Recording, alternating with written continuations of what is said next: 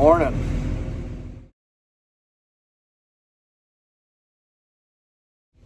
It's cold.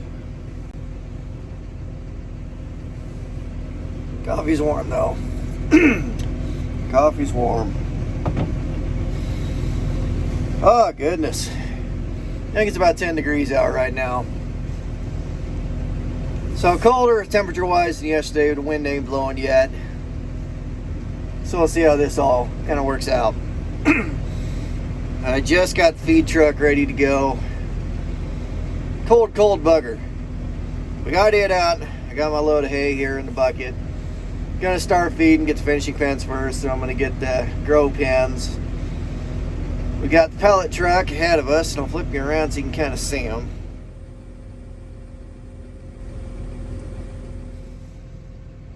So, he's putting pellets in the big bin, big gravity bin that we got. So he's going to be in the way for some of the stuff I can go around, which is what I'm going to have to do. It's no big deal, but I'm going to take a little bit of time, let stuff warm up a little bit, because it is really cold. Things are really slow. That feed truck, I think the filter was icing up a little bit. They didn't want to run the best. Once we got it warmed up a little bit, idled it up, it kind of come out of it just like it does in the semi. This thing here, the hydraulics are still pretty slow, pretty cold, so we're going to take it nice and easy getting this feed mixed. And that way we don't have any hiccups. And then after all that's said and done, probably go drink coffee in the barn for a little bit, and then I'm assuming go back to that door. We'll probably have to find some way to get some heat in that shop. We'll see. Holy cow, it's still cold. Oh. We got cattle fed. Sat down for a little while there in the barn, and neighbor that they've been swapping corn with, the neighbor would bring us dry corn and we'd trade him some wet corn, and he'd come over with the figures because he scaled everything out. He did all the work himself, so he'd come over, talk to him for a little bit about the finishing moves in pen 1.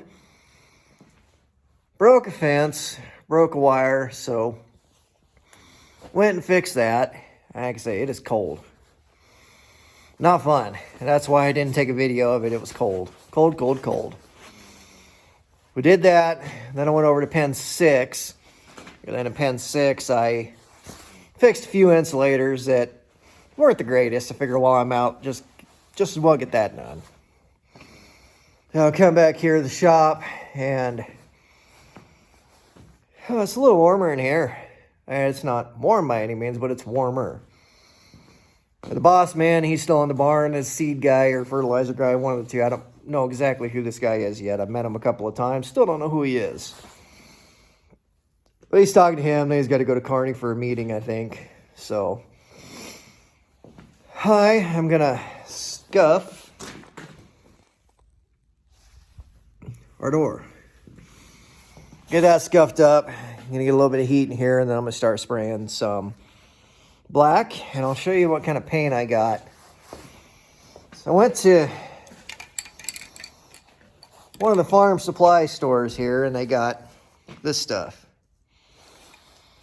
It's actually pretty neat stuff. I've used it before in other things, but from my Body Man days, one little trick, when you get these rattle cans, sit them upside down. Shake them upside down.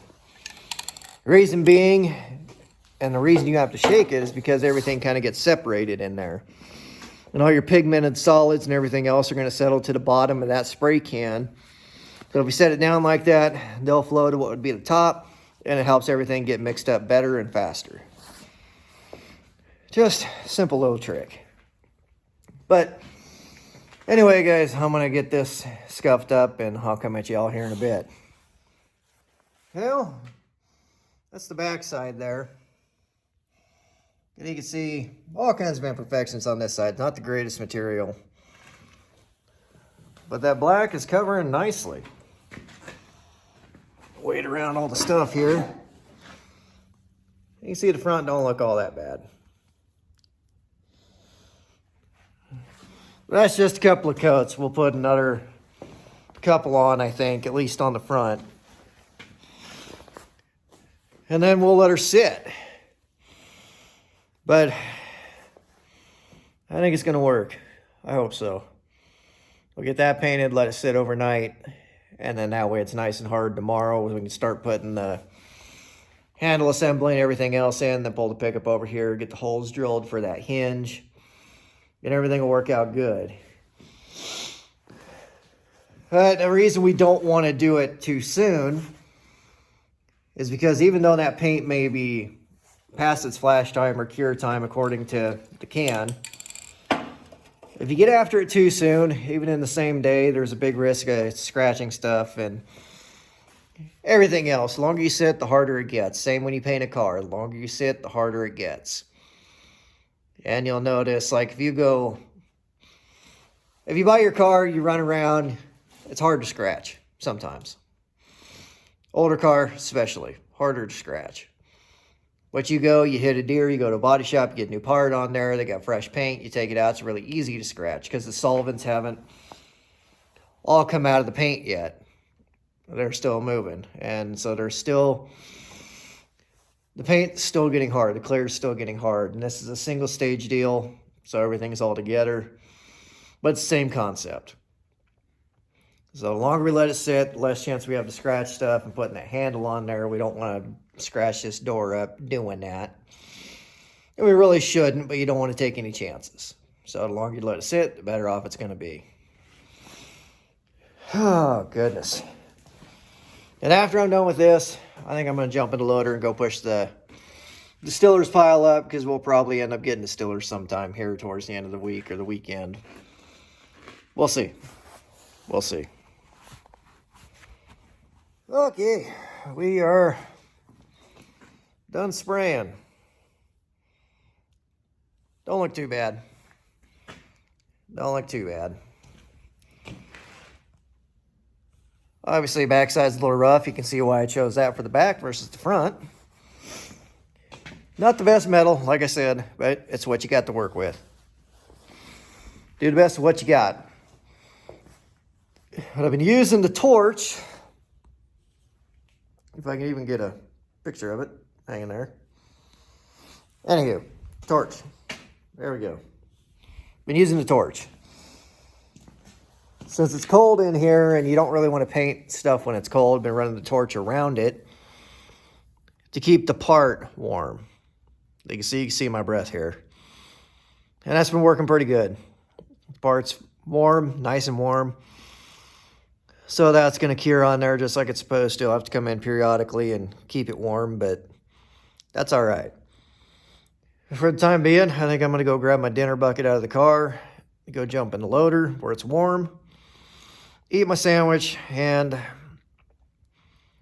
then I reckon start moving some distillers. At least then I can kind of be out of the cold. My feet are freezing right now. Oh, but I'll come at y'all here in a bit. Oh, finally a little warm.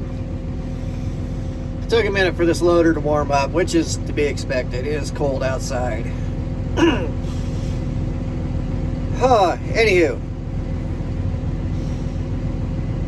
got that door painted. You saw that. Use the torch to keep the panel warm. And a little bit about the torch. We don't do it as we're spraying it. We don't have the torch going as we're using the spray can. We don't do it directly after. We give it a few minutes, 3-4 minutes flash time. And then we will light the torch up and just run it around that panel. Just run around the outside, don't put direct heat on it. It'll keep that panel warm. So, it works. It's not ideal, but it works. But now, we're in the loader. We got a distiller's pile over here that we got to push that way. And I'll flip you around when I get over to it, and I'll show you guys kind of why we're doing it. And let you guys look at what I'm talking about. Make it a little bit easier to understand.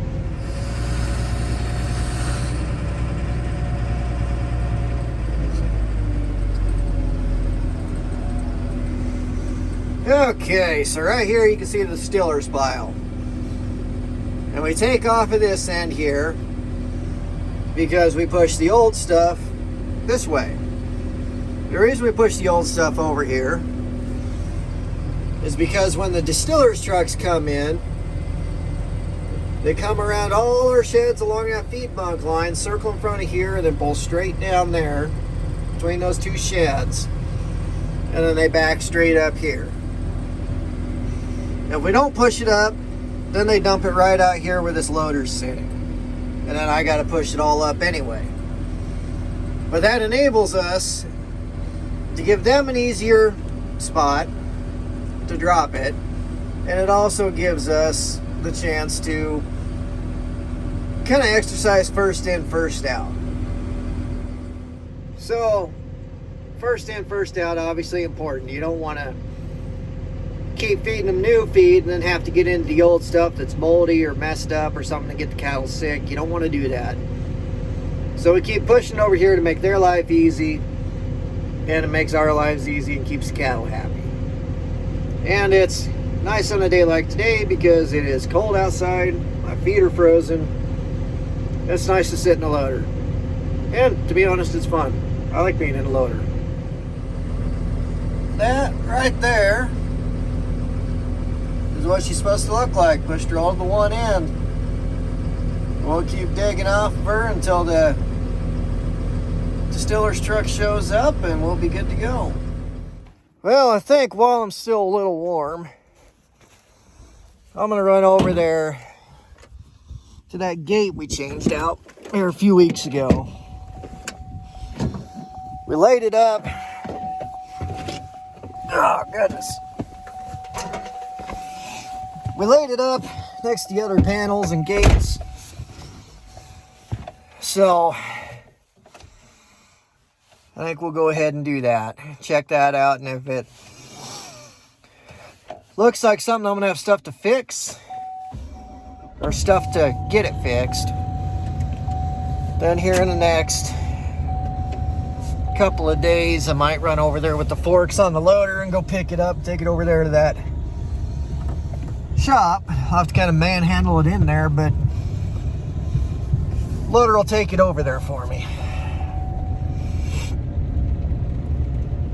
So, I don't know. I don't know if I got a pipe that'll fix that or not. We'll see here in a second. Okay. So you can see right here, they broke that pipe clean off. Tore it up pretty good. And they did the same right here. Ripped it out of the up post. And I know that I took that piece of pipe. I don't remember what I did with it.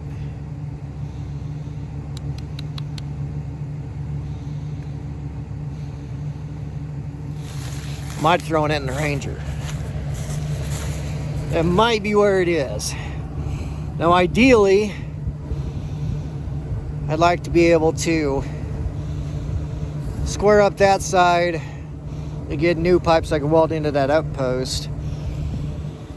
Because the outpost is where we have the biggest problem. If it just broke one of the pipes going across ways, it wouldn't be so big of a deal because we can sleeve it. And when I say sleeve it, I mean we can put a piece of pipe over the two pieces and a weld on that pipe. But where they ripped it out of that up post, I don't know. I really can't put that old pipe back in there. If I had a new pipe, I could make it work. But I don't know. But either way, I'm gonna need to get it in so I can MIG weld it if I can figure out how I'm gonna fix it. We ain't got a whole heck of a lot going on. It might be your best option.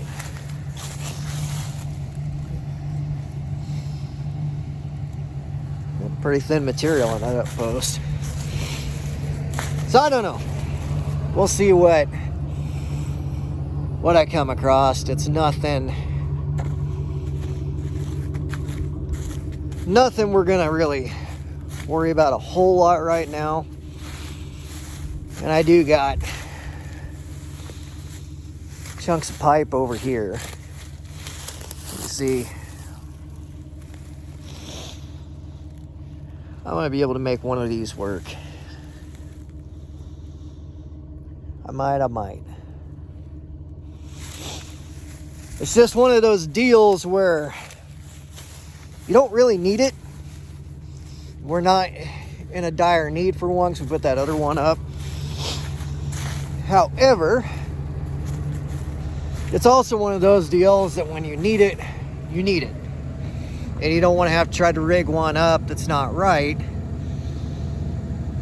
when you got a new one sitting around. It's just a whole lot easier to swap gates out than it is to try to fix one. Especially where you got to weld it. Because this stuff's so thin that trying to arc weld it, you're either going to burn through or you're not going to get a good weld. So, I don't know. I think that'll be a good project here in the next few days, week, whatever it is. We'll see what the boss man thinks. Well, executive decision, I guess. I think I'm just gonna go grab it and see what happens. I'm not a fan of trying to rig a gate up if it's broke. It works, but things just end up getting worse. So if we got one we can just swap out, that's the better way to go. It's what we did this last time. So, jump back in the loader, get the forks, get the panel, get a pipe, go over to the shop, dump them, switch everything back with the loader, and then drag it in the shop. So there we go. Took a little bit of work, a little bit of manhandling, got her drug out on the forks. I took the biggest pipe because it was the most mangled pipe. And I figure I'll be able to find a section straight enough in that to make that short little section I need. And make some use out of that mangled thing. Now get over to the shop. Well, I got it. I had forgotten how heavy this thing was.